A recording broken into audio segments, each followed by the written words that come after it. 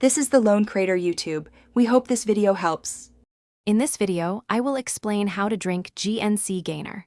First, select your liquid base, such as water or milk, depending on your caloric and taste preferences. Then, carefully measure the suggested serving of Gainer powder according to the product label. A shaker bottle or blender will ensure a smooth, lump-free mixture. Now, let's get to mixing. Always add your chosen liquid to the shaker bottle or blender first. This helps prevent the powder from sticking to the bottom. Next, gently pour the measured Gainer powder on top of the liquid.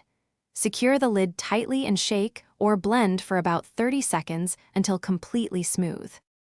Timing is key for maximizing benefits.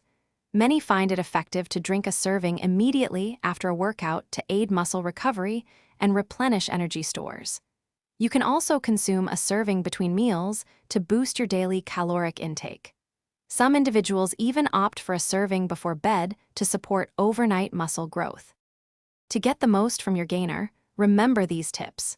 Adjust the serving size according to your individual caloric and protein requirements, which can vary greatly.